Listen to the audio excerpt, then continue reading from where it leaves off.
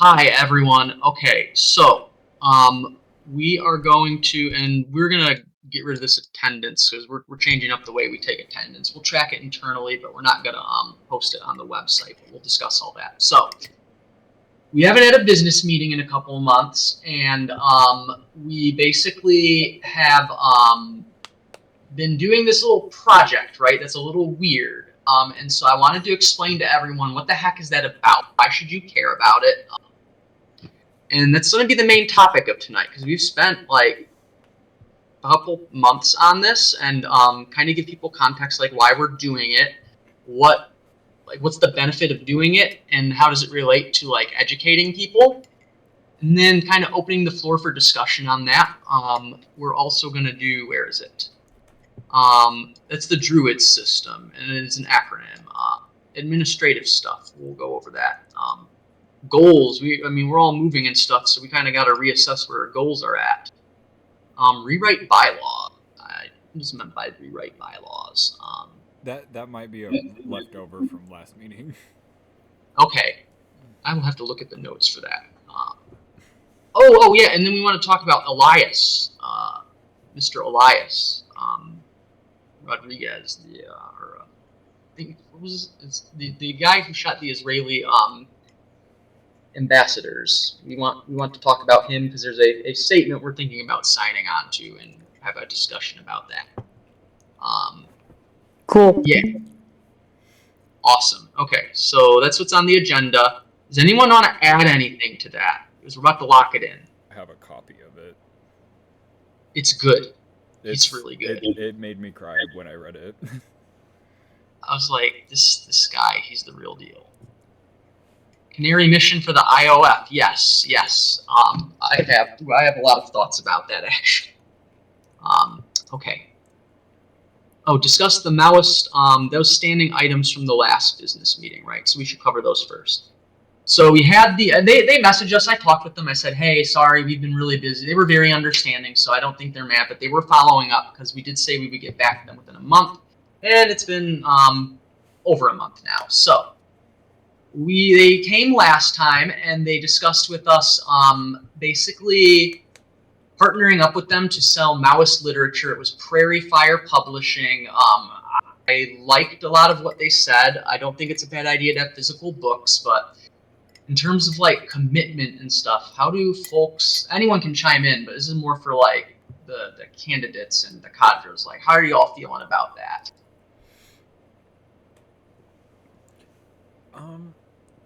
I think it's a good idea, but it also like, I guess what my question is like, what's the commitment level on both sides? That's a good follow-up. So I can keep it here. So just because like, especially as we're working on druids, like it takes me like all day working on that. Yeah. I agree. Just so we know what we're biting off. I agree completely. This is number 3, so that'd be number 4. So Coda or number 4. So this is a perfect example. Follow up with Prairie Fire books about what level of commitment they expect. So when you make a comment like this ties into druids, right? Should anyway. It's supposed to make an issue there. Maybe it's... You have to open a new issue and then link to it. Oh, okay, so you can't just make it from the comments. I'm sure they got a workflow for that, but that's kind of the idea.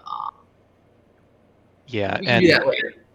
I think, although I don't know, that once issue 4 is created, that will automatically link to it. So I'm not sure though. Okay. So it depends on if they save it in Markdown or as a reference. I made it in Markdown. Toto and Alton. So create issue 4. We'll do that after the meeting. The idea, though, of this, and this kind of gets into what Druids is as we're doing meetings and stuff, like, you leave a comment, and it creates an issue that puts it on a fucking project management board that literally has like a timeline of all right, here's the month of June, here's what we have scheduled, this is how much time we think, and I'll show this all later, but it's the idea, like in a nutshell. What is it we want to track everything? Because as we've all seen, it's very much like a free-for-all of you say you'll do one thing and then it kind of falls into the chat logs and all that. We're trying to avoid that. So yes, good deal. Okay. I agree. I think we should postpone that. So if we want to put that as an action item for the next meeting, and does someone want to volunteer to reach out to them, whether on Instagram or email or however, to get more information about what level of commitment on that? Who did they reach out to originally? Yeah, they DM'd us on Instagram, but we have there's a chat going with them, and you can like you just get the Instagram details, and you'd send them a message, and they would yeah, you just send them, or an email. However, we can talk about the details of that, but I would like someone to be assigned to this. We can track it.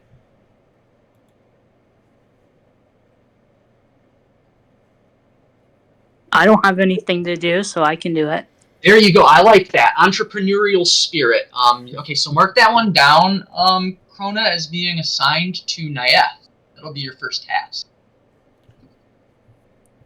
And then Do you mean Gwen, or you want me to do it? Oh wait, who's taking notes?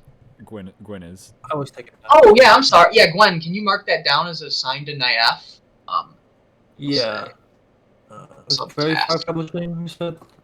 Yep.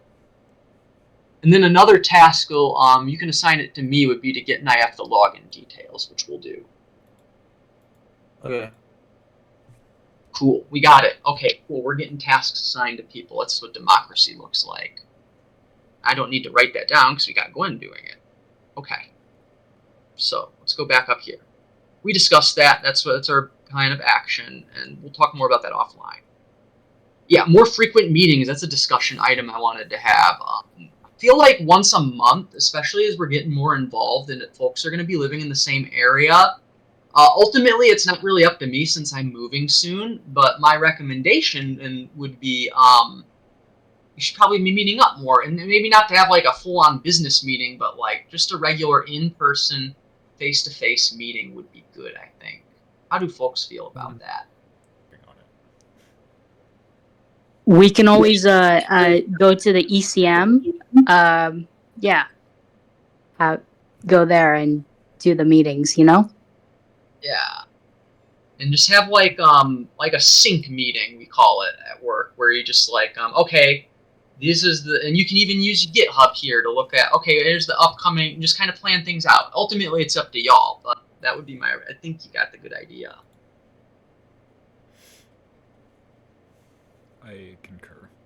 When are you leaving? When am I leaving? End of July. To specific date TBD, but end of July, early August.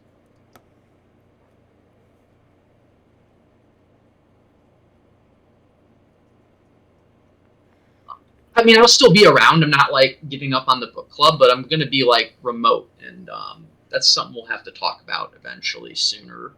Is what to do with me, but.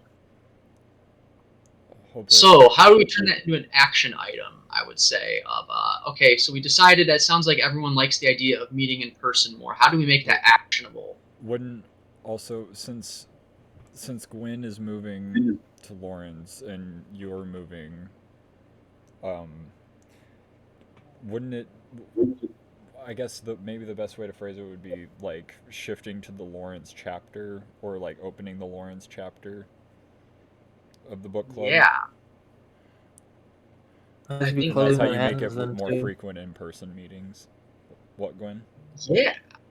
I think that would be a good idea. We'd be closing the Manhattan chapter to pretty much. Unless there's someone in Manhattan who signed up, you know, it's like, but yeah. I mean, I guess they'd have to be online unless they want to make their own in-person stuff. But yeah, so I mean, there's like a few of us that are from Manhattan still, but active people seem to be moving towards Lawrence. Mm-hmm.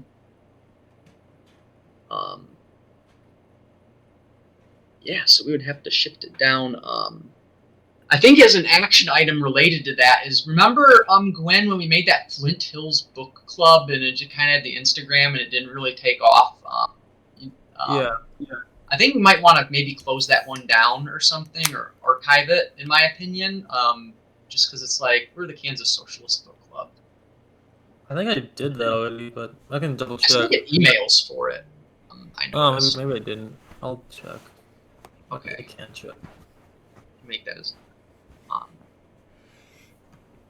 yeah.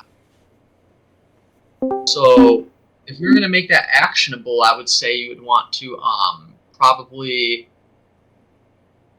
I think the details of it could be hashed out, but it's probably something you'd also need to have everyone like settle down after moving there for, to like really figure out like what are people's schedules like and stuff, in my opinion.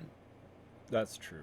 Yeah, I need to fun. try and see if I can get the daily meeting like off, like that evening at least. Because I'm not Yeah, exactly sure my schedule's gonna be yet. and even if it's in evenings, like if y'all are in the same area, like someone could, you know, like if you hope you're comfortable with, like have it at someone's house or whatever in the living room. Doesn't but as far as me go, what's that? Oh, I was gonna say like the place I'm getting has like a lot of room in like the living room area. Mm-hmm. That could be an option, but I mean, just saying. But we could also meet at ECM, which would be easier. That, or we can always meet up at like another third location sometime if we need to. Maybe like maybe the library, public library. Yeah.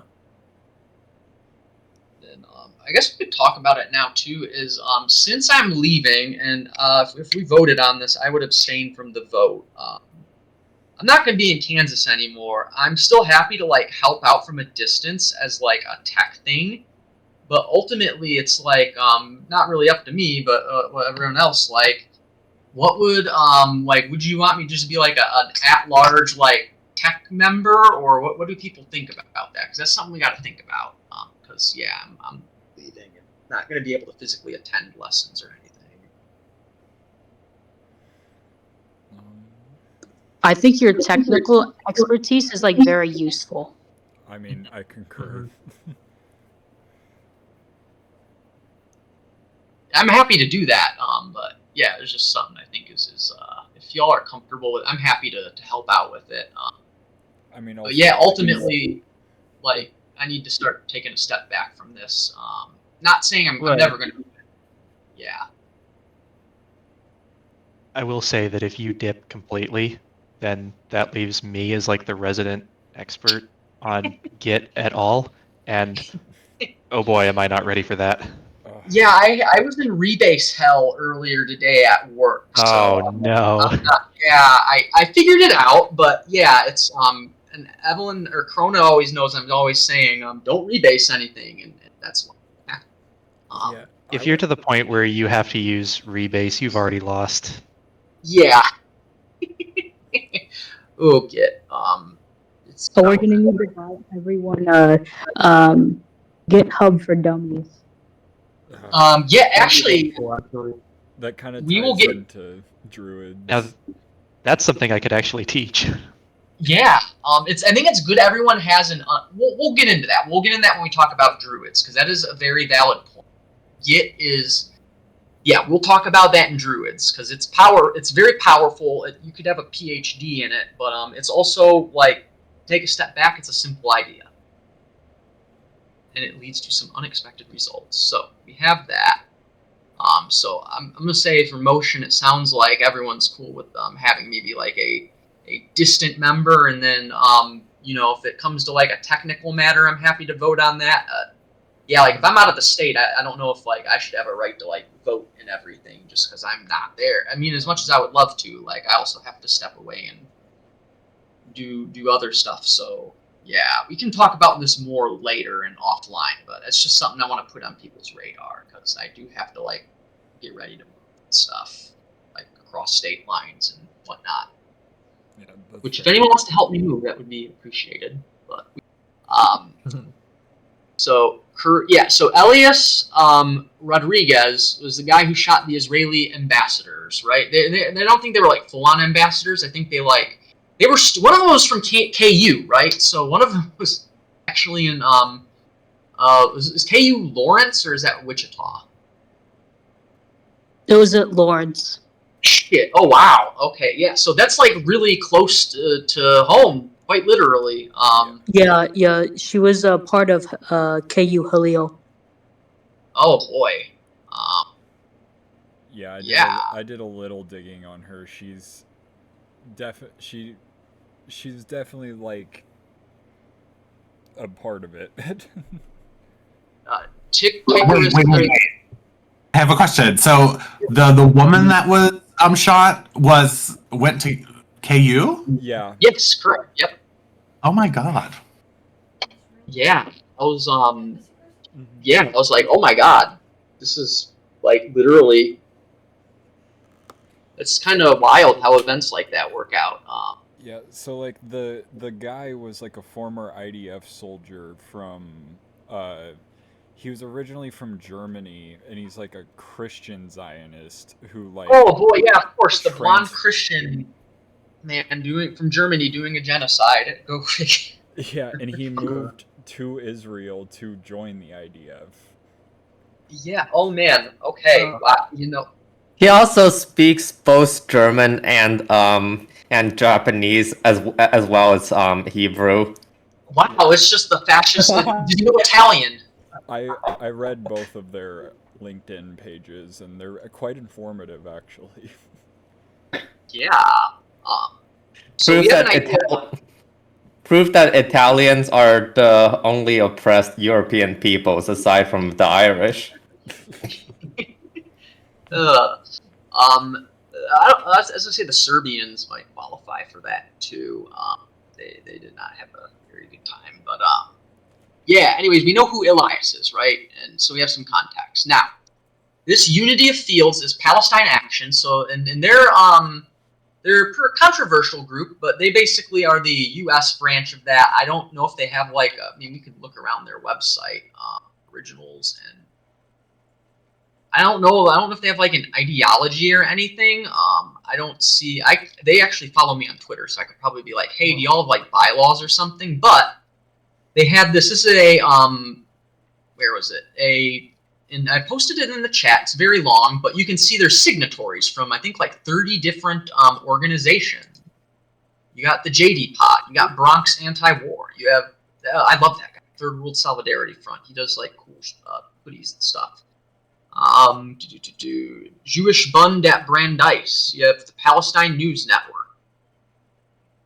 As well as you have like prominent organizers like Kaya Walsh, who she was actually arrested and did some time in jail for that.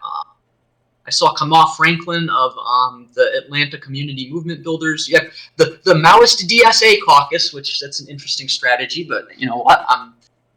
I'm critical support for.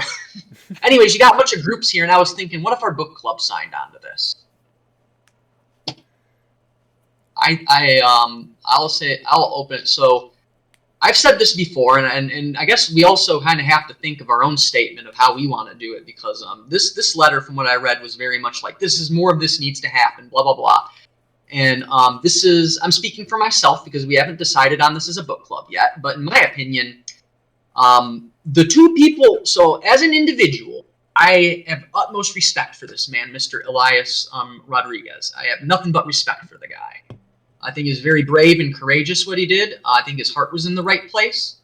But in the spirit of criticism, because we have to criticize all things, even things that we greatly respect, I think that it was textbook adventurism. And I say that, and a lot of people say that, right? And I want to be clear that it is adventurism, not because it was like, oh, he's going to get us all in trouble, like some people say, right? I think that's bullshit. Like, fascism is going to come for you regardless of what other people do, right? So it's not because of that. It's because it's premature. Like, we just don't have the infrastructure to support that. And I think that when someone does something like that, we personally don't think it'd be wise to like encourage or tell other people to do it. Again, not because it's morally wrong, but just because it's like we don't even have like a statewide or regional book club. Like we have like a chapter of a book club, some other pockets of what I would call fairly advanced organizations. There's no capacity to build a people's army off of. But he like is also, when people say adventurism, they get this confused idea that like it's a condemnation of the individual. And adventurism is every time when you call someone adventurous, it's kind of an insult against every other organization that exists, in my opinion. It's a criticism of organizations, because what that tells me is like the people are way ahead of where the quote-unquote organized left is, to the point that they're assassinating employees of the Israeli embassy, right? And that's a failure on us as communists who are organized to let someone like that slide through the crack and just wallow in frustration. And again, yeah, I think it's clear what I'm trying to say here. What do other people think? I mean, I don't disagree. Like, we hardly even have a prison outreach program. So if you were to even encourage people to do more things like this, like, how do you support them? Like, yes, if we don't have enough for an army, we don't have enough for, like, I mean, I don't know about you guys, but I don't have the Batman level funds either. Yeah, to add on to that, I think if the message is do more of this without the caveat that organization is necessary before it happens, it's kind of calling for more adventurism. And I think if the message is do more of this and also join this organization, then that implies more power than we can back up. Agreed. Mm-hmm. I agree. I think it is important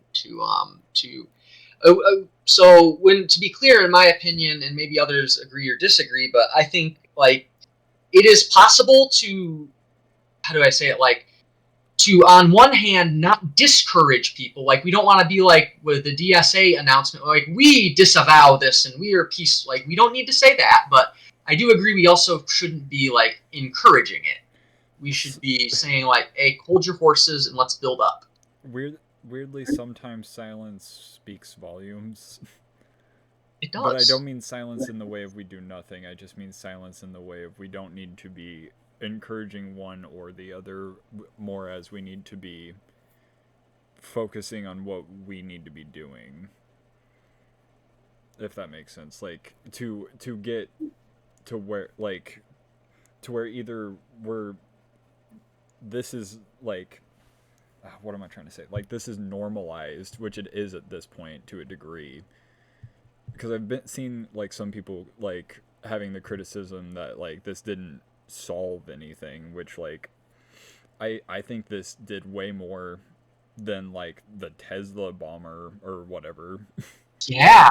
Why is that? That's a very good point. Why do we feel that way? Or does anyone disagree? You can disagree, too. Like, you don't censor people. I think like with like the Tesla bombing, like those are like it's very like wide of where you just don't like Tesla, and like bombing a Tesla isn't really gonna do it a lot, but if you like, well, no, I'm not saying you, but The general. but what Ilias did, he kind of opened it up of where it's actually targeted at like a specific organization and not like very broad that can be co-opted into like just anti-Musk. Yeah, that is a fantastic point. And something I want to add to that too is like the this is directly from the mouths of the Zion Nazis themselves. Are like saying this was our worst nightmare come true. Now we have to beef up security. We thought America was untouchable, and now that illusion has been shattered. So like it is like, whereas with the Tesla one, if you go and firebomb a Tesla, like cool, the dealership owner not only gets to look like a sympathetic victim, but they get to claim an insurance. They made money off of it, right? In fact, there's some conspiracies out there that say that like this whole Tesla firebomb thing is a plot by business owners to get insurance after before their policies run out, because now insurance companies won't cover Cybertrucks. I don't know how true that is, but like you get what I'm saying. Whereas with this, like they are having to increase security, which means it's a net drag on the available labor supply of Zionist colonizers that are diverted away from the occupation into security, because now you have to take soldiers off the battlefield and start assigning soldiers to accompany, bureaucrats and government. You know Oh what I'm saying? damn! Good point. Good point. Good point. Yeah, It's and it's like Naef said, like it's harder to co-opt because when you have, this is just a general criticism I have of like in Manhattan we have the indivisible, right? And they're very big about like, oh, anti-Trump. It's the problem is Trump and Musk, and that sets it up so that when like if Musk or Trump loses the election, then it's problem solved. We got rid of the bad guy. Let's go home. Demobilize. Whereas with this, it's like Naef said, it's very clear that it's targeting an entity, right? What do other people think? well, I also think like this even more than like the United Healthcare shooter, like I don't know, like I can't argue with Elias at all. Like as much as like I still think he needed some type of support system that he didn't have, that I don't think any of us really have yet, but we need to build. I mean, here's his. That's a very good point. Like, here's his his. I don't want to call it a manifesto. It seems disrespectful, but this is his essay. I'm gonna call it his essay that he published, right? It's very politically, like he's talking about like identifying as a Maoist, Marxist-Leninist, Maoist third worldist. Like, first of all, good job choosing the correct ideology, and second of all, like beyond just that, like he's talking about like the Mayan genocide, linking it to settler colonialism, introducing like connecting like the oppression that immigrants face, talking about like Robert Mack, like history of Vietnam, and like this is very politically advanced for what's essentially just a random guy, right? Oh, I do have to add something. Yeah, sure. I showed this to my grandmother. She's a liberal, and but she's like anti-Zionist, and like she read it and she's like, yeah, this makes sense. But she still does not believe in violence and like very, but she read it and she was like, oh yeah, I get why he did that. Mm-hmm. I think there's an argument to be made here that, and I'm not necessarily saying that I am making this argument or that I'm coming down one way or the other on it. Mm-hmm. I think there is an argument to be made that this is a temporary, not necessarily a distraction, but a temporary blip that doesn't advance or bring back the movement at all because it was so unorganized.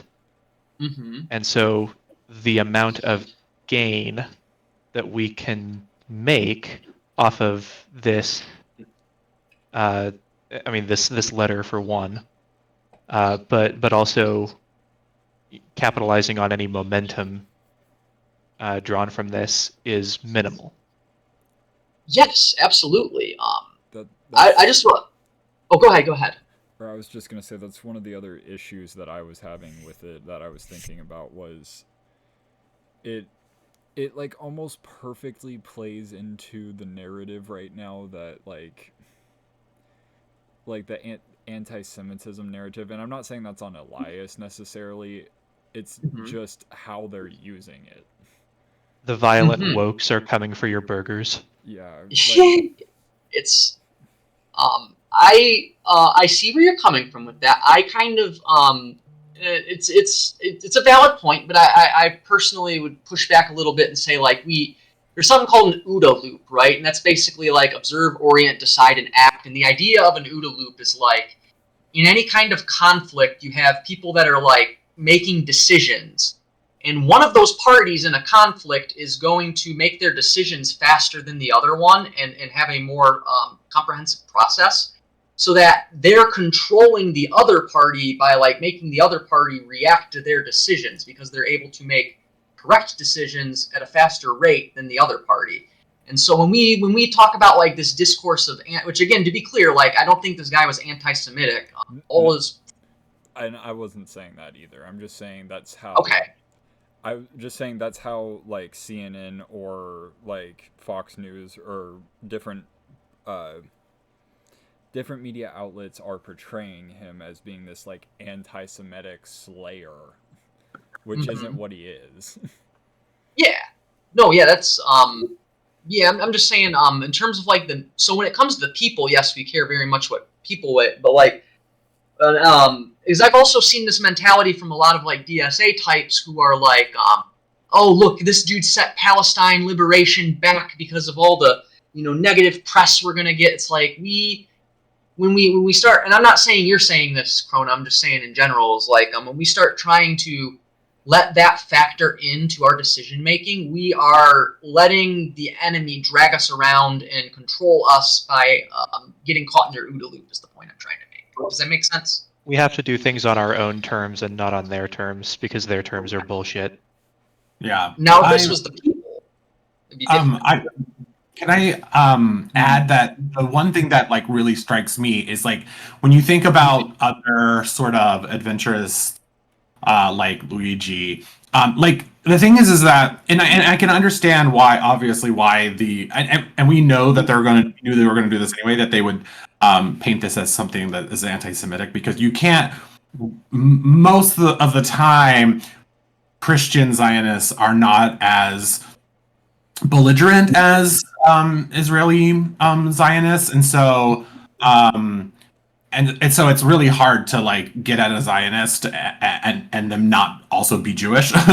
But if Elias had gone after, I don't know, some organization that was funding or had poured tons of money into it, I think where I'm trying to get at is, where is the sort of class consciousness from this, and instead of like, where do we come in and talk about like how this is related to the imperialist capitalist regime, and I think that's what's really missing here, and people are not going to unless you explicitly say, right, unless I'm just saying, I think I agree with Ty that it feels like a temporary blip, and I don't think much movement's going to come from this. The amount of talking about class consciousness from this is not going to ever be as comparable as it was, and still sort of is, from the Luigi and Mangione thing. Yeah, And I think part of the reason why that is because there's still this idea informed by liberalism that what's happening in Palestine is happening over there. And everything about it is happening over there, and we get to just wash our hands of it because we're over here, and that's an over there problem. Now, that is being actively encouraged by everybody with a modicum of political power in this country. So I certainly see where that's coming from, but that implicates, again, what do we want to do, and is it on our terms or is it on their terms? Yeah, I think both of you raise a really good point about class, because I'm reading through this and like this is some really like high level, like he would have been right at home in our book club, I would just say, and I think that like for terms of class consciousness and organizing people for Palestine, like put him if and that's not even saying like, oh, I wish he would be in our club, but like this man in a proper Marxist organization, a proper communist organization, whether it's our book club or some other group, right? Whatever. Not the PSL apparently, but you know what I mean? Like he would have been 10 times the reach, been a great edge. He's very good with his work. Like, you get what I'm saying? Like, he would have been of greater use to the movement and therefore of greater use to Palestine. educating people like this, right? In my opinion, anyways. Yeah. But I also want to say real quick that even if we disagree with what he did, I think it's also that we make it clear, like, look, we're doing this out of like the spirit of criticism, but we still support the guy. Like, free's a political prisoner, free Elias. We're behind him all the way, even if we disagree on some of the finer points of what he did, right? I think it's really important to emphasize that. Yeah, I concur. I think it's the same with like Luigi. Like what they lacked is what we're trying to build. Mm-hmm. So it sounds to me like a lot of us are on the same page, and so therefore I would like to make a motion that sounds like we are all on the same page about this is good. We have criticisms that we can lay out in more detail, which we've discussed here and taken some notes on. I would motion to say that we sign on to this unity of fields thing. I think we should all read it first. Yes, we could read it together as a group, maybe for the next study session. Yeah. Oh. And then someone who's not me, I think, or whether you want to like collectively write it, but like come together and maybe we collectively pen it. We'll come up with a way to do that, and then get an SOP, a standard operating procedure for how to draft collective statements. Because I feel like I've kind of written a lot of the statements for here, and it's a skill that everyone needs to learn, right? And I'm happy to help with it, but yeah, everyone needs to get involved with that. So I'll have to go double check the GitHub code on Druids. There might already be an SOP for that. Yeah, I was going through that. We're actually gonna go through that as part of this after this. So I'm gonna motion that number one. The motion is that the next thing we read is Elias Rodriguez's, just for one session, because I know we have other books we want to do. But I think this would be perfect and timely to sit down and really analyze what he wrote and stuff. So that's the first motion. And so the way we do it here is anyone can chime in with their opinion, but it's the cadres and the candidates can make a recommendation. It's cadres would be myself, Gwen, and Evelyn. We need to get you aboard, Evelyn. But yes, we between us three, Gwen and Evelyn, do either of you have any objections or would like to vote, or can we do this by like unanimous consent? I think it's a good idea. Okay. Gwen, what about you? I have no objections. That's a good idea to have that as a next study session. Okay, so next study session. When do we want to do that, by the way? It can be whatever date most people can make it to. I'm out of town until Tuesday this week. Okay. So after then, I think maybe... Go ahead. Sorry. I think last time during like the Luigi Mangione thing, we concluded that like there's like a time limit of like 2 weeks for like any support for the support to have like impact, right? Yeah, yes. To be more specific, that was in terms of like if we wanted to go have an Elias Rodriguez protest, something that is yes, that is something that's correct. But the context of that, and I think it was Tychorus who actually brought that point up, so he can expand on it if he'd like. But yeah, as I remember it, you're the one who brought it up. You want to expand on it? Yeah. So, for the context for those who aren't aware is that we held an event in Triangle Park in Manhattan that was in support of Luigi Mangione that drew nobody. And I identified one, somebody else identified the other issues as to why that might have been. The first is that we got counter-programmed by the KU K-State basketball game. Mm-hmm. The other is that it was something like 3.5 weeks after it had happened, and it was this big manhunt that lasted 3-4 days, and the news cycle had covered it breathlessly during that entire time, and then they covered the arrest, and then they covered the perp photo a little less, and then every new bit of information got progressively less and less and less coverage. But that tail off happens very quickly. And so I sort of pulled a number out of the ether, and that was 2 weeks as the time between an event happening and it fading enough from the collective consciousness of the populace that it is no longer politically useful to us. Yes. I will say also that was like the Luigi thing. Not everyone here was part of that, but like we spent a good deal of time planning that, and so that was like also a matter of like we spent a lot of hours, a lot of our limited free time and capacity and energy and resources planning for this thing. That ended up being a fluke because we didn't time it right. Whereas with this is like an activity that's already recurrent. We already do study sessions. We're not trying to reach out to a mass population of like the average work. Like this is people who are already in the book club, and I think even if you're not like a Maoist or a Marxist or anything, like you being in here kind of tells me that like okay, you at least have some affinity for this, right? At least I hope you. But you get what I'm saying? Like the amount of effort I'm not saying we're going to be lazy about it, but like the amount of effort that goes into planning a routine activity that we're already pretty experienced at versus organizing a entire protest is this is just my opinion. Others feel free to disagree with it. Does that make sense what I'm trying to say? It's just good resource management Yeah. that groups have. Mm-hmm.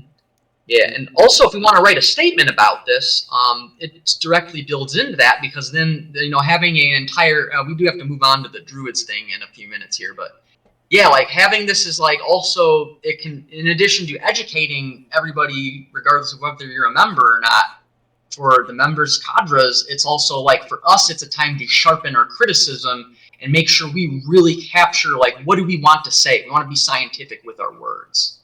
You know what I mean? Yeah, so like having the correct analysis is more important than like hot button clickbait. Yeah. Yes. And on the topic of analysis, what I was going to propose for the second thing was to go back to the unity of fields link here. I would say that we can have by Sunday, I would say at least for those of us who are candidates cadres, we can read over this if you haven't already and decide, okay, do we want to sign on to this? And then like we sign on to it as a group. And then we can come out later and be like, all right, we signed on to this, and here's as an addendum, and we put it on our website. Here's our, going into more detail. But what do folks think about that? So I guess to kind of make it explicit, the first half is, which we already said are going to approve of, next book club session. We will study the guide, collectively read it, blah, blah, blah. And then the second part I want to make is I would say by the end of this weekend, no later than Sunday, we all read over this and decide, do we want to endorse this? Or if we've already read it, we can vote on it right now. Because it's like to endorse the letter is one thing, and then to put on our website our own take on it is, we can do that in addition to, right? Yeah, I haven't read it yet, but I wouldn't mind doing that on Sunday. What do you think, Gwen? I haven't read it yet either, but I mean, I'm gonna have like a 6-hour car ride ahead of me tomorrow, so I can have plenty of time. I read it in like I think half hour, 45 minutes tops. Long, but it's good. Nayef, what do you think? I read his essay, but I've not read this letter though. Okay. Yeah. Okay. So, how's about this? How about motion is we all vow to read the letter as well as Elias's essay, and then by Sunday we decide, hey, do we want to vote? Do we want as an organization to sign our name to this with the understanding that after our next study session as a group, we will come together and then we'll kind of expand on that. But I think it's important, like, to strike while the iron's hot, but also not just be impetuous and really think it through. Does that sound good to all the voting members? Or does anyone disagree with that? Sounds good to me. Sounds good. Yeah. Okay, cool. So, boom, we got both of those passed. That was all the outstanding items. Now for the second part of the meeting. Self-criticism. We're gonna skip over this. That's something I wanted to bring up. Was I noticed when we do these meetings, this is good, but I think like we should have if we're gonna do a weekly meeting, this is one of the things that should be covered in weekly meeting and not in business meeting. Is my point, because that really gives us more time to dive into it, right? Yeah. Mm-hmm. And I do think this is an important habit to get into regularly. I think it's a very important habit. Sounds good. This is just a template from an old meeting. Yeah. Oh yeah, no, definitely. Okay. And then we don't have committees. We got like 4 people. DRUIDS system. Okay, yeah, that's what a lot of people are here for. So DRUIDS. And Krona has some really cool artwork she can show off. But I really like the artwork. What is it, right? So let me go here and where was it? Yes. Excuse me. I think I put it. I'm gonna pull it up real fast. DOD.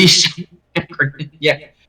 Yeah, that was what my FBI handler gave me. He said I had to use it. So I was like, oh, all right, yes, sir. No, I'm kidding. Okay. Anyways, I kind of remembered what it was. All right, so let's start out with what is this trying to solve? Why are we doing this? So I think everyone here has encountered in one way or another. You've been in an organization. One or more of the following things has happened, right? Number one, the organization is led by someone with a lot of riz and charisma and raw passion and energy, and it just becomes like a passion project, right? Which is, self-criticism. That's what this book club used to be until like a little over a year ago. Me being the riz passion person, and that is bad for a number of reasons. And number two, maybe you've been in an organization that has burned people out. They do a lot of work, and they just get exhausted, and it feels like it's not going anywhere.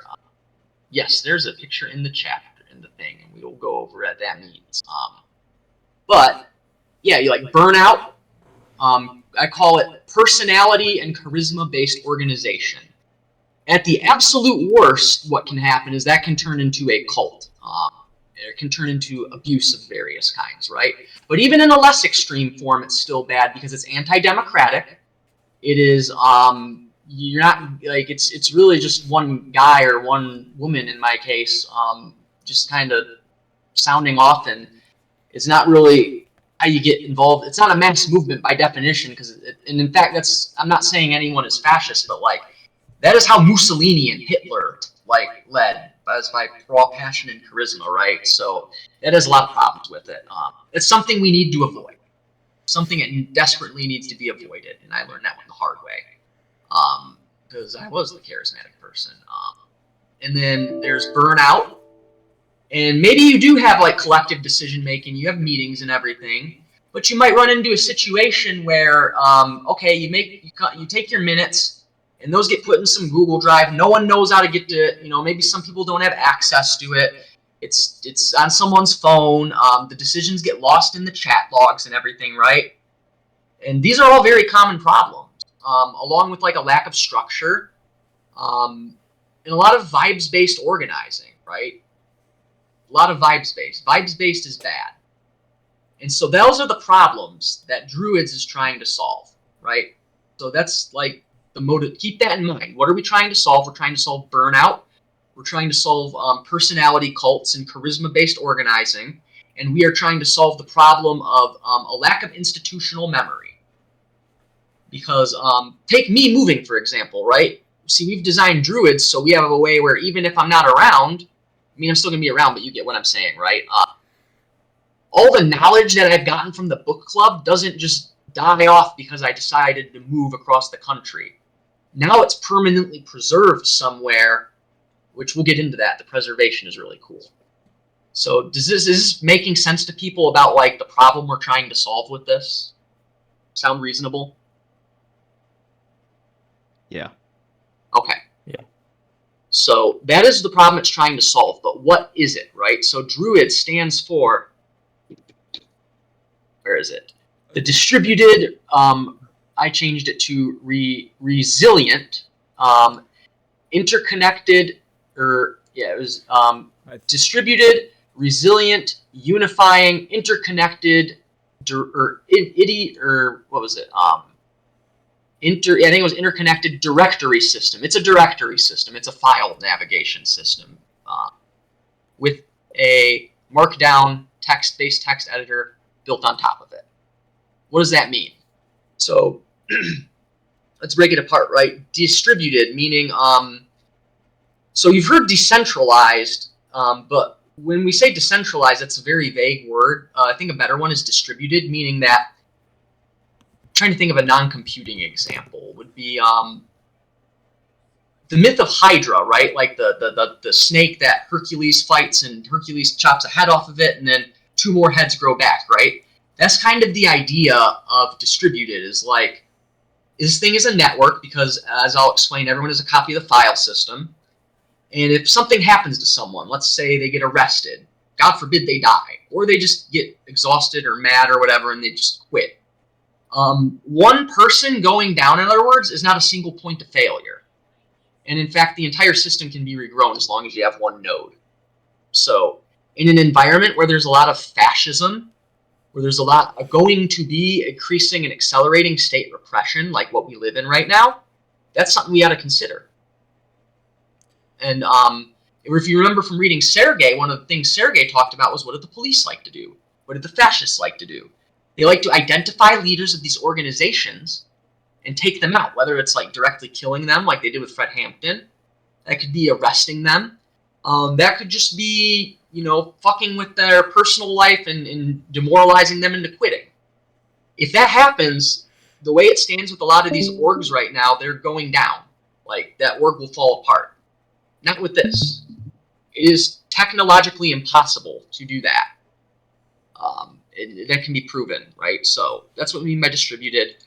And then I say red union. Resilient. That's what we also mean by resilient. Like, it bounces back, right? And I'll explain how it bounces back, right?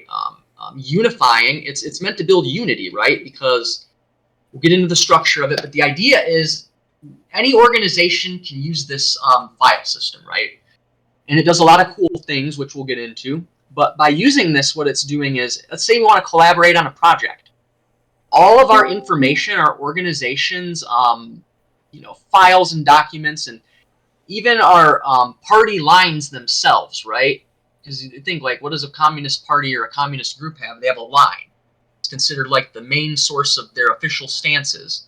Like, you can literally compare line by line, and I can show you what that looks like here. If we go to, I'm just going to pull that up. So and eventually, as an organization matures, you can kind of see where exactly, like, how they change over time. It's pretty cool. I'll show you what that looks like. So I go to the floor. Partially how I came up with the name with DRUID. Here we go. Okay, I got the little thing that I wrote. So yeah, this is a living documentation system. And it also has security built into it, right? So you will notice, I'll show you in a second, we don't want to over-securitize things, but what I will say is that for any leftist organization, there's some things that you put out to the public, and I'm not even talking about illegal things. I'm talking, like, for example, membership rosters. Right now, everyone uses Google Drives, which means, we all know Google helps Israel do genocide, right? So they're not big fans of us either. We don't want to be using their technology. They can read everything that you store on there, right? With this, it's different, and I can prove that to you. Hold on 1 second. So if I go to new private window, and I do this, I'm going to prove to you that it's private.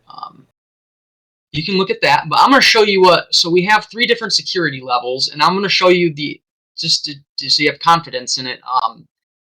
The highest level of security we have for some documents would be in our Cadra repo, right? Let's take a look at that. Minutes. Okay, executive session.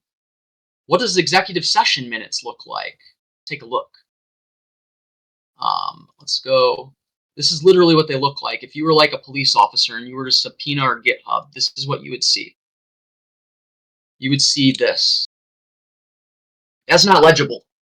That's what we call encrypted, right?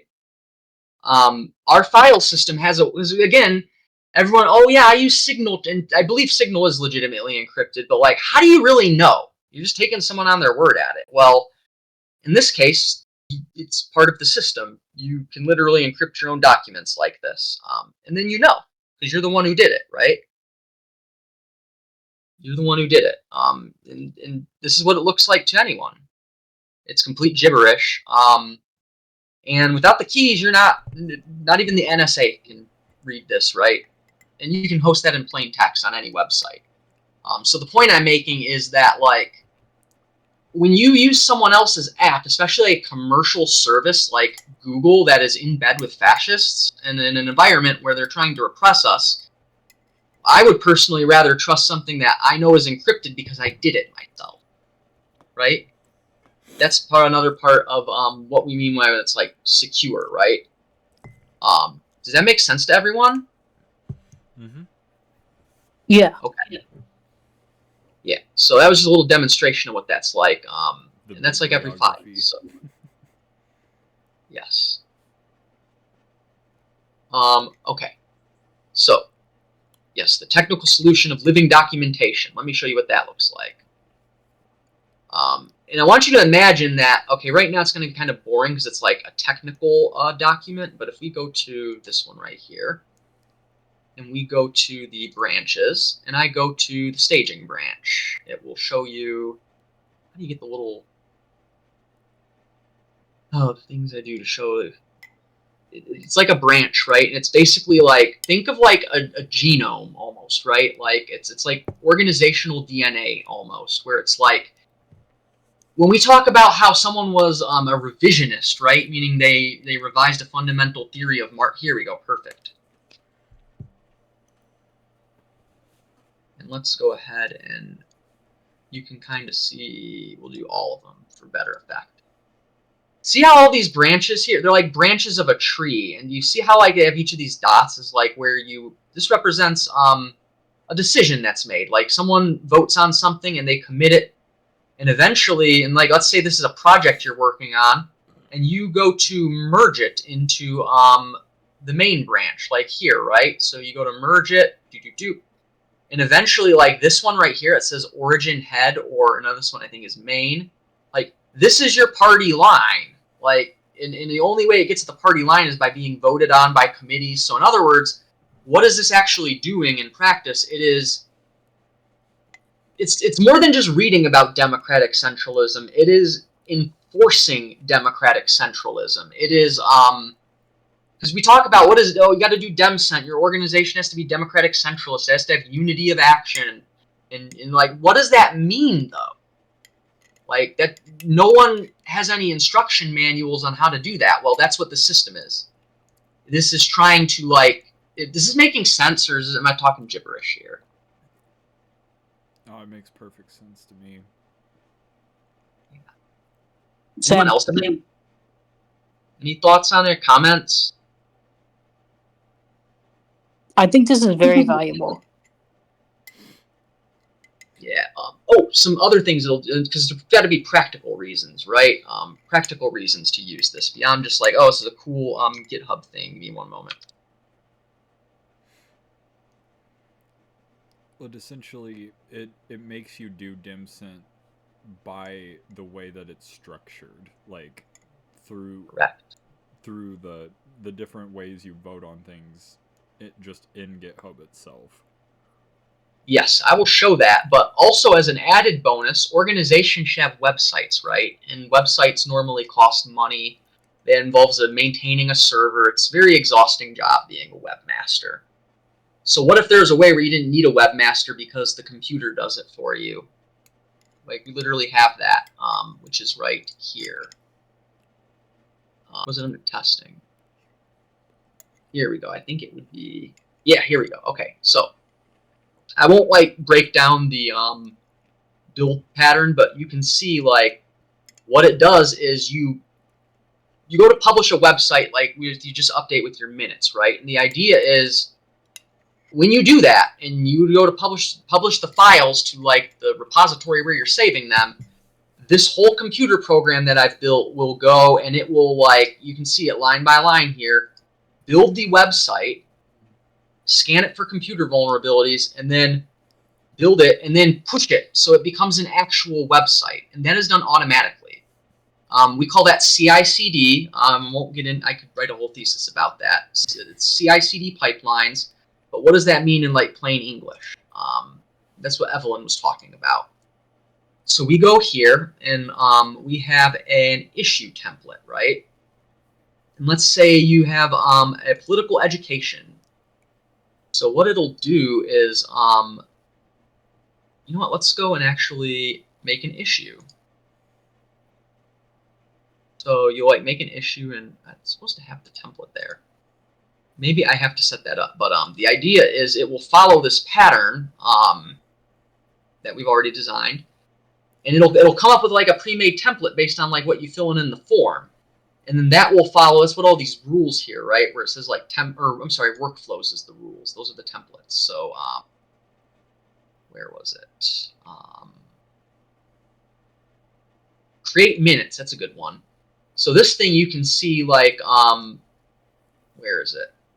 It triggers on meeting date.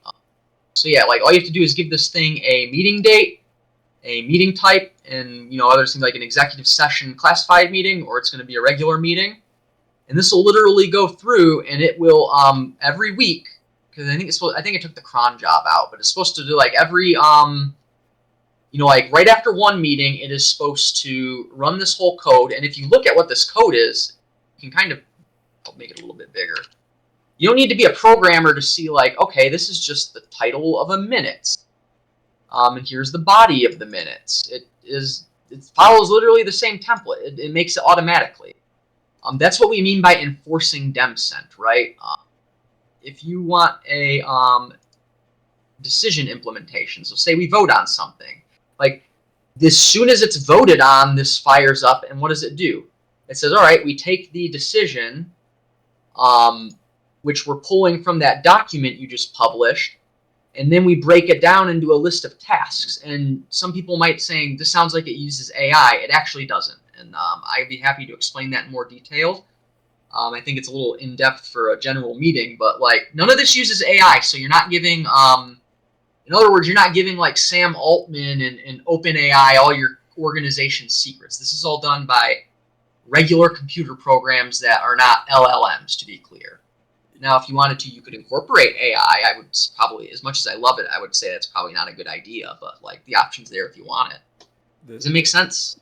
This isn't an AI as much as it's just a computer program that we've programmed to be Maoist. Yes, it is. Exactly. Yeah, it's taking the principles of democratic centralism and saying, because what is the principles of democratic centralism? That's a great question.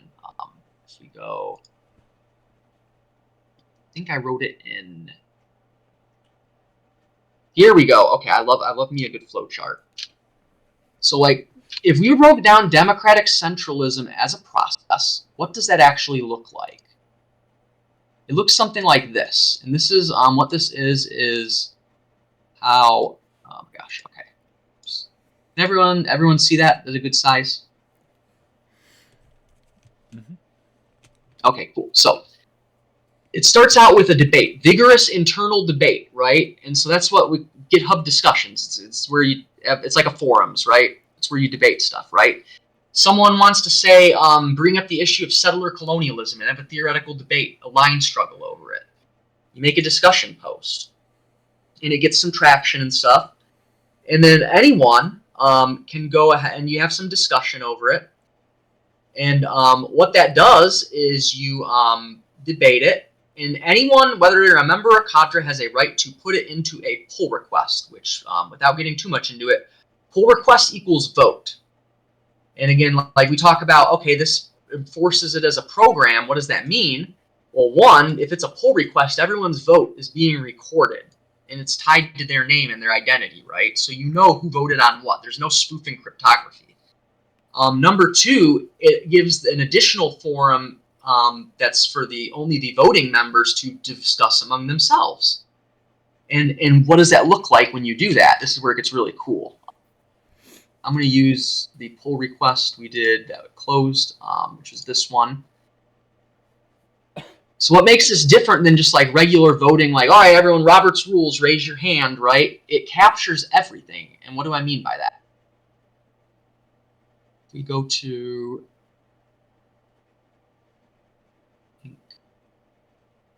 where was it? Oh yeah, I guess I can do this first. Let me find one. Okay. Yeah, this one. So you can see literally like, okay, this is what's being voted on. If it's a file that already existed or did not exist previously, it's all going to be green, meaning it's brand new, right? But let's say we wanted to modify like our bylaws, right? The was the bylaws. You can see literally line for line, character for character, what was modified. And again, this isn't source. This is just a pull request. But do you see what it's like? If we want to modify the bylaws and you have an instant comparison of like, okay, this is red is what it was before, green is what's being added, red is what's being subtracted. And let's say we want to have a discussion about something like, I don't know, these lines right here. Watch this. You can say, oh, this is an unprincipled section, blah, blah, blah. And here's the cool part. You can do, where's suggestions? Oh, yeah. Suggestion. And you can say, I think we should change it to this instead. And what does that look like? Look. So you can say like, okay, this is an unprincipled thing. What would I suggest as a change? Oh, remove this clause and change it to this one. And then you add it as a comment, and that becomes the permanent voting record. And then, then it's like on the record, like, okay, like there's no denying it. There's no, oh, I meant like, no, you meant what you said, and what you said is right here for everyone to see. Does that make sense? Yes. Yeah. Cool. Okay. And so again, like let's say there's a two-line struggle in an organization.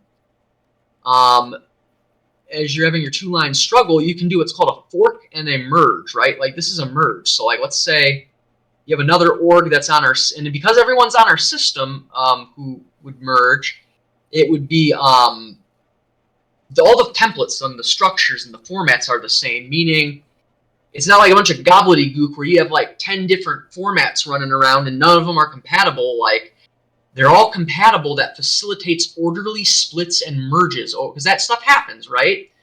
And when it happens, sometimes it just leaves both organizations destroyed, which that's why feds love to be wreckers, right?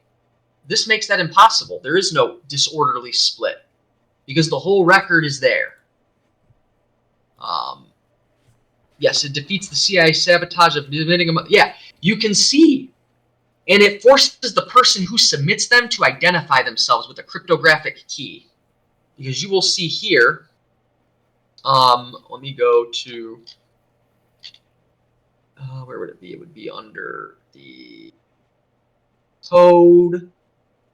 And we go to branches, and I'm going to go to drafts. And you can see, yes, commits. Here we go. So you can see, what does verified mean? This is the GPG signature of my my cryptographic little USB dongle. It is mathematically, like it is a law of mathematics. You can, I won't say can't, but for all intents and purposes, you cannot spoof that. So that there's no like deny, like yeah, it keeps people honest, is what I'm trying to say. And if someone is consistently having a bad line, you can prove it because everything they've committed is verified. Making sense? Orderly splits, orderly merges. What else do we got here? I guess my question would be, if you could maybe go back to the diagram of the pull requests. This one?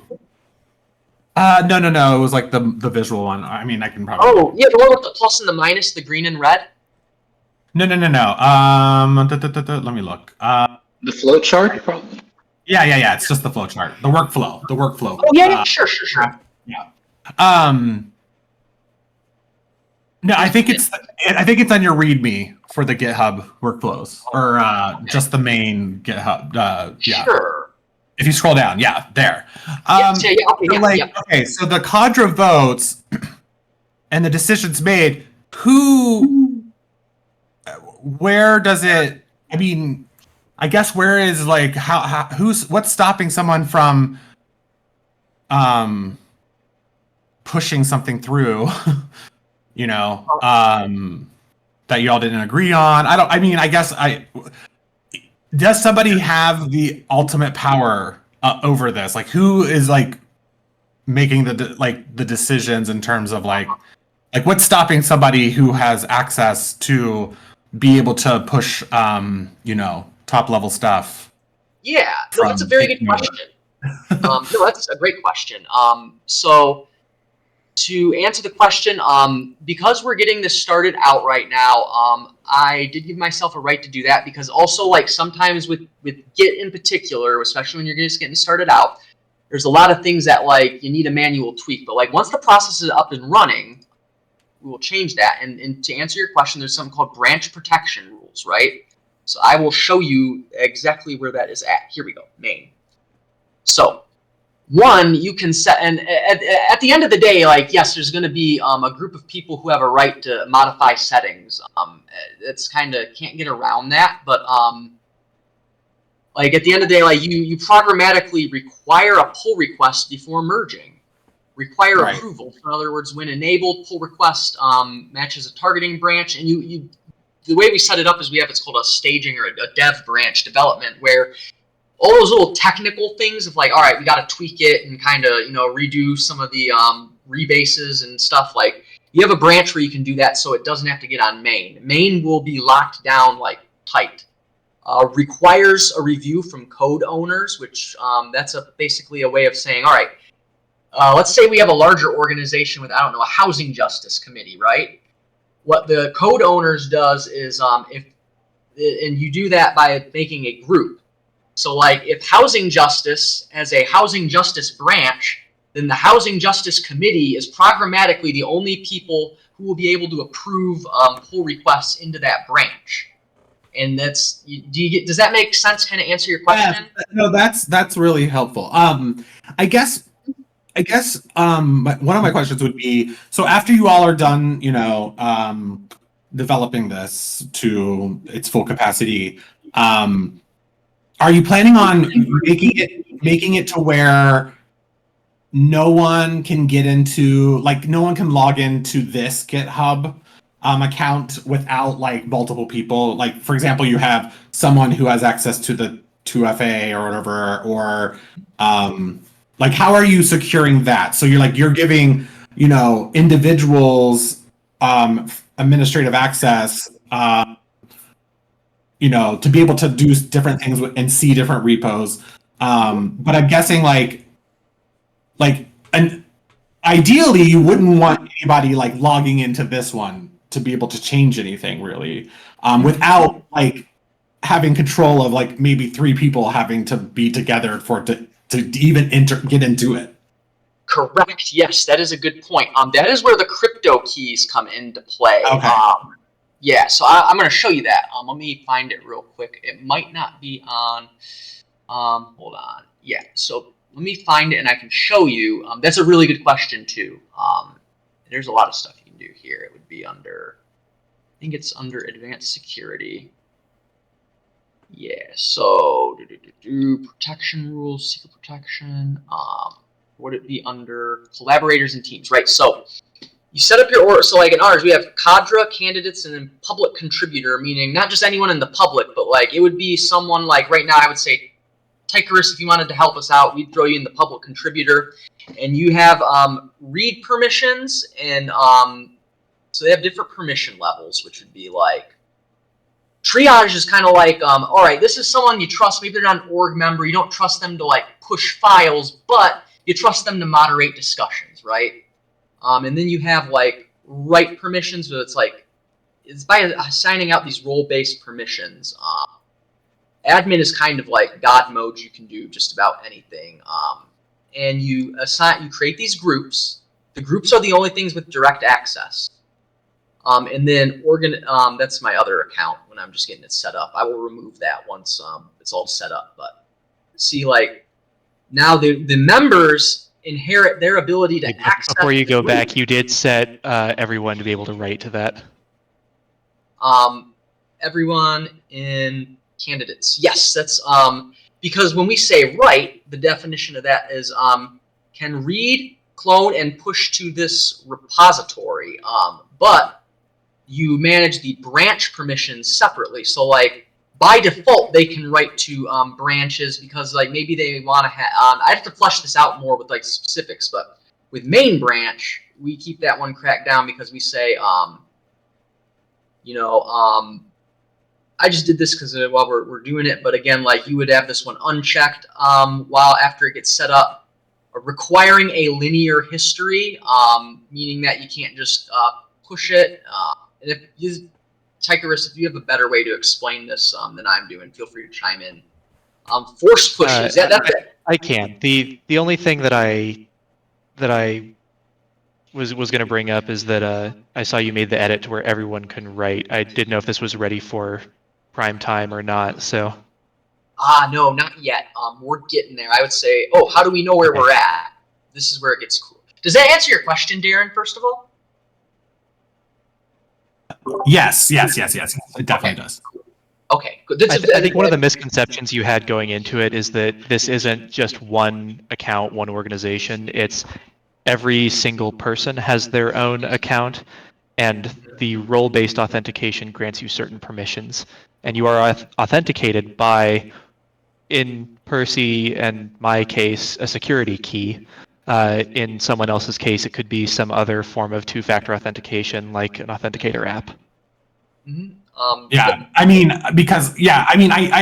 understood the whole point of like there are going to be contributors using their own accounts. I just wanted to know like what the plan was for like the main account that's like hosting it, because the Kansas Socialist Book Club account is like a free organization account, correct?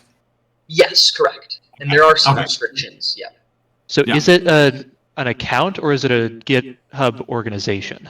Yeah, good question. This is a GitHub organization. Yeah. Yeah. So individual member accounts are members of the organization, but the organization itself doesn't have an account. So there's no credentials to protect there. Yes, good I'm just using the term account, meaning that you had to like so the organization was created by Percy from her like personal account, right? Yeah, I literally made I have my personal one and then I have this one. I made an account called KSSVC, and the way it specifically works on GitHub is you have to like first create an individual account and then convert it into a group organization account. Oh, okay. That's what I thought. Okay, that's why I was using the term account because okay. No, it's confusing. It confuses me, and I do RBAC for like a living. So, but yes, like it's not just to be clear, like because it's still in development. I still have force push mode. I would not give anyone the ability to force push. Is like you're literally overwriting the history. It's very bad, but in select cases that are very niche, it can be useful. But yeah, that's an edge case. We don't need to talk about that in detail. But I'd be happy to answer any questions like that on the side. Yeah, projects. All right. So we talked about the discussions. We talked about the issues. Okay, we did not. So you can see here, this is like a way that this is how we track our work of what's been done, what needs to get done. So let's look at create a GitHub issue template. You can see I didn't really put a description in it, but like you would have a standard way of saying, all right, this is the work that needs to be done. You can create sub issues. So like here we go. Yeah, this is one of parents. So here we go. You see it has like a 0 out of 7 here. So like you have your little, this is a description of it. So like implement a comprehensive issue templating system. What's the acceptance criteria? That means, all right, here's some other issues that need to be completed, and this one can't be marked. Here's a long-ass list. I need to go through it and fix it. But now you can see, like, okay, in order for this task to be complete, all these other ones, and in some cases, you know, your subtasks can have subtasks and so on, right? And then you'll see here on the side, I'll make this a little bit bigger so you can see it. It is assignees, so every task has a point person. Labels, and these labels, in addition to just helping you classify, are used. Certain workflows will trigger when things are assigned a label, say, and you can assign as many labels as you want. A type is kind of like determines what format it'll use. I'm going to write up some documentation that goes into this really well.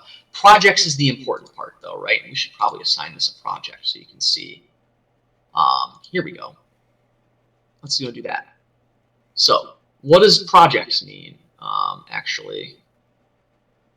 Here we go. This one's old, but maybe, I don't know. Well, you can see it as a bunch of different fields, right? So a security level. L0 meaning public, L1 meaning members and cadre, and L2 meaning cadres only, right? But again, maybe your organization isn't a cadre org. Maybe you're like, I don't know, the DSA, and you have steering committee and general membership, right?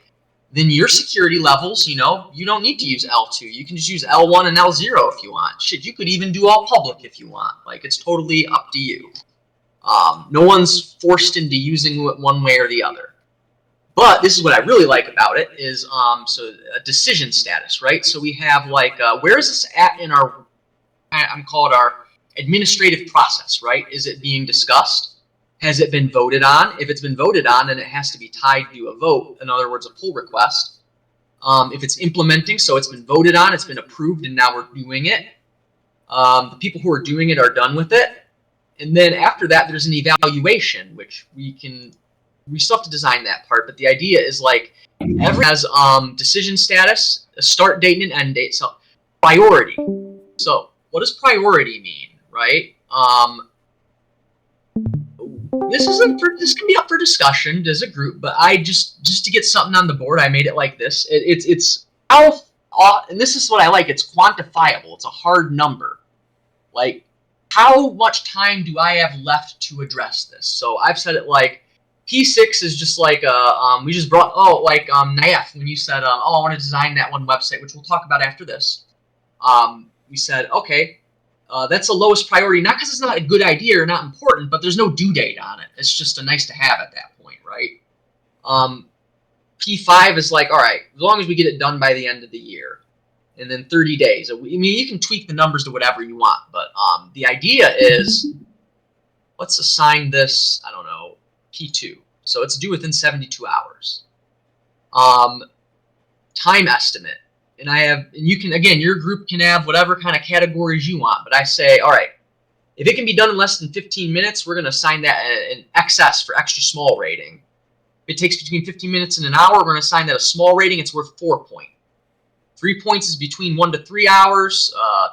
Large is 2 to 8 hours. And extra large is anything that's more than 8 hours. And again, it's an estimate. But to help improve the estimates, once you're done, if you track your time, you can literally type in how much time it took. And the idea eventually is, okay, if we have a book club and, you know, our estimates are way off, and, you know, we allocate 2 hours for it, but it actually only ends up taking an hour and a half, then we can adjust our estimates in the future moving forward. And then with priorities, it's the same deal. They have a point system, right? 1, 2, 3, 4, 5. Actually, it should be the opposite way, but you get what I'm saying, right? And the idea is why we do that. You also have, hold on, this one. We have call them, in computers, we call it sprints. You can think of it like a repeating event. So in other words, if it's a lesson, you know we're probably going to do it every 2 weeks. So this will help you plan out a 2-week, okay, every 2 weeks, this is what our calendar looks like. And it's cyclic events. Same with, you can do whatever kind you want, but that's what we mean by iteration. And you pick it, and let's do that. So that's coming up next week. hypothetically. And this one would be lesson 100. Okay, you'd pick I don't know. I'm gonna say this one, and then we'll do. Here we go. Perfect. Okay. So you go here, and what does that look like? Why are we logging all of this? Other than to do estimates and stuff, it will look like, you go back here, you go to the projects, and mind you, a lot of this is going to be automated, so like it's not going to be manual clicking, it's like going to be part of the way it's coded. It'll do it automatically. This is where it gets really cool. So if we do this, and we want to have a new view, and let's look at a roadmap view. You can literally see,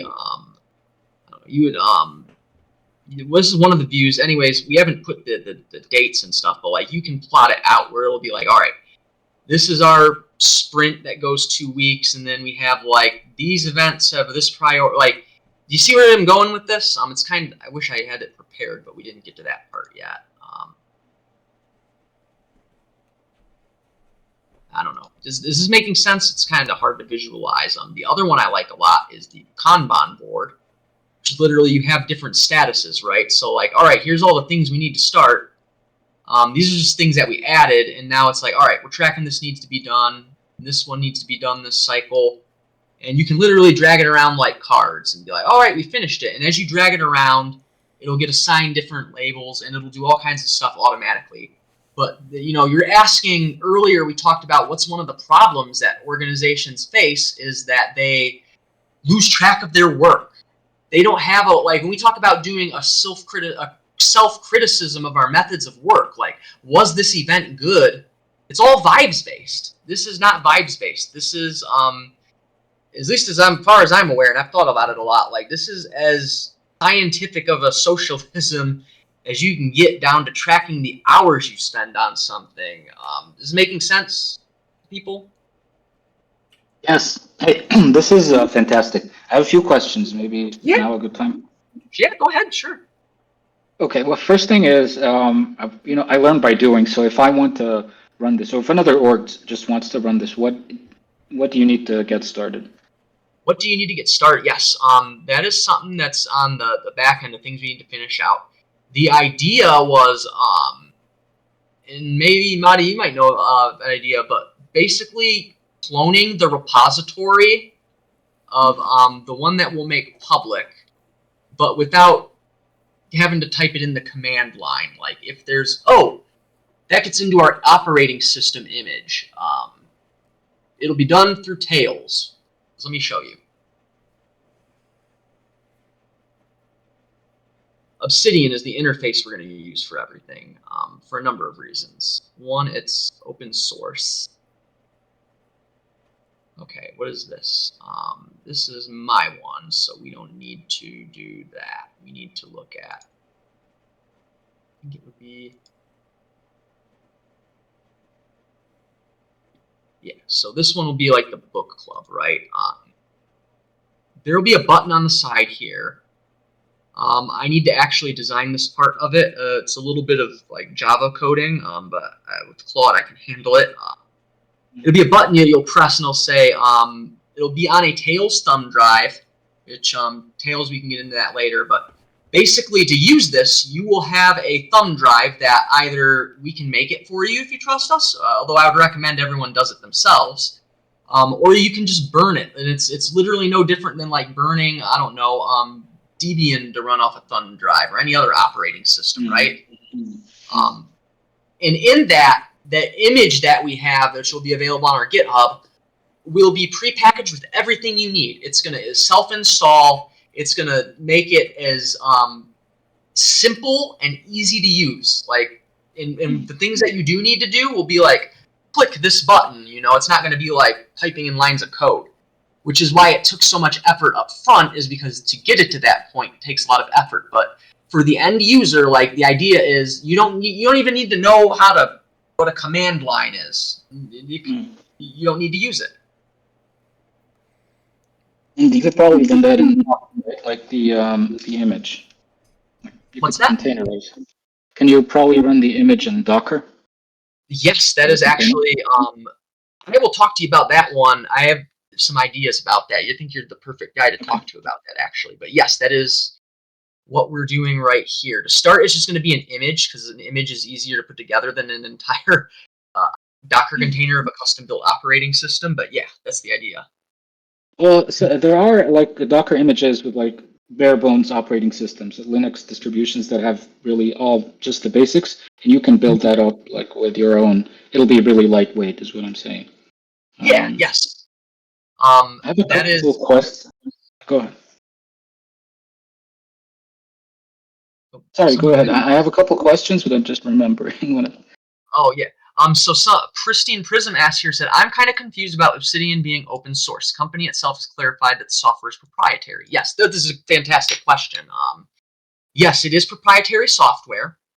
However, it's not so much the software that we care about. It's more about the files, right? So let me go and show you what I mean. This is also proprietary software, but if I want to go save this or download it, like everyone downloads it, either they edit it online, or that's a proprietary Google file format, which means there's executable code that you don't know the first thing about running, right?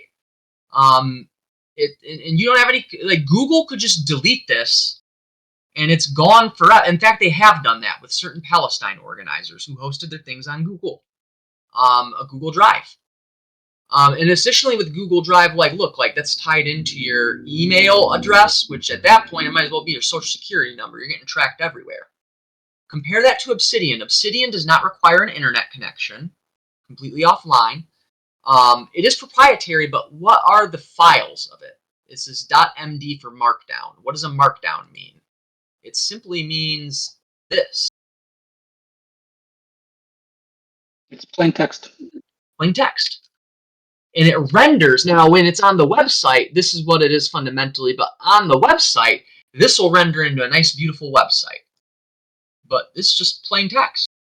Meaning, if we decide to stop, and I do think, like, way down the line, you know, assuming we get that far, we're like a full-on, if we ever become a full-on, like, organization, not just like a 5-person book club, I would say it would be realistic to develop our own open source in-house note-taking app. But for where we're at right now, you gotta be realistic because you don't want to overextend your. Does that make sense? Answer your question. And just to say it one more time, like you can take this. If you do want to stop using Obsidian, all you do is like copy and paste it into a new file and open it up. There's a million markdown editors you can use. And technically, you don't have to use Obsidian, but I won't get into too much into it. There's something called Emacs, which uses one called org mode, and then there's another one called Vim. And I do prefer org mode, but it just also runs off the same principle. But that's getting into like not very. I'm sure Tychorus and Madi can back me up. Like neither of those is very user friendly. So Obsidian kind of strikes a good balance between it's powerful enough to customize, but it's also user friendly enough where it's point and click, and anyone can, do it, right? That's the idea. yeah, Emacs. I do like Vim for the record over Emacs, but yeah, they're both not really. If we're trying to get people who maybe aren't computer scientists to organize, which we want to make it as easy for our friends and comrades as possible. That's the idea of the system in a nutshell, though. I have a couple of questions. Well, someone told me about a GUI Vim. I don't know. I've not seen it, but like a Vim. Yeah, that actually. There's no Vim. Isn't Yeah, Vim where with is a that? GUI just Notepad? No, Or was no, it so Helix? it's actually. I think it is. It's just like Vim, but it has like you can use your mouse. Something implements like as if it's like a GUI within like a DOS interface. I mean, like a console-based interface. I don't know if I use Sublime Text actually.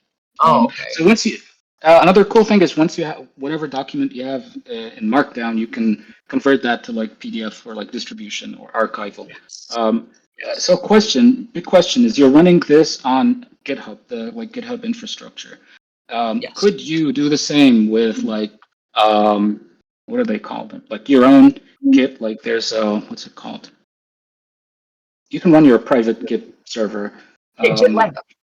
Yeah, Yes. Git there's Git or some or other thing. So this is way down the line. Yes, that is. So again, right now, like I'm the only one in the cadre who really understand. Although Krona is definitely catching up and learning fast.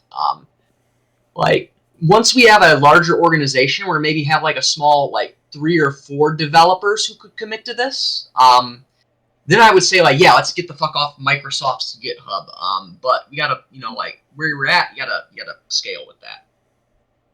But to answer your question, and this is where it gets really cool, is eventually, I kind of discovered this on accident, and it's really cool. I reinvented the dark web, but for Kansas Socialist Book Club. Anyways, let me show you what, just to give you an idea of where we're going with this. It would be in, is it Wiki? I think it's revision control systems. Yeah, okay, yes, this is where it gets really cool. So imagine you have a server that is on like a private cloud or something that is only connectable by private endpoints, meaning only internal IPs can get. And basically the idea is on one of these servers, people would SSH. The server would not have any open ports except for SSH, which it would get through like a reverse proxy or something. But like the idea is this is how it would be distributed, and this is how the website would be hosted. And all of the workflows that are currently run on runner machines would be converted to bash scripts and would all run internally on our own 100% controlled, like, I'd have to really think of a way to rephrase this, but like, in my opinion, at least, it's ultimately not up to me, but my thought is like, the end effect of this is basically turning it into a dark web service that can only, they say dark web, I don't mean like illegal, I mean like an internet that can only be accessed like through our own Tor network almost, that's built with SSH keys. It's, I can DM you more about it. In the open. This is great work, by the way. Yeah, I can DM you because I don't want to. It gets into some kind of, yeah. It's I can DM you more about the details of that though. Yes, thank you. I'll give it a test run. Definitely give you all feedback. I gotta jump off. This is great work. Okay. Yeah. Good to see you all. Thank you, and yeah, thank you for your comments and stuff. And yeah, I'll see you around. It is getting at that time.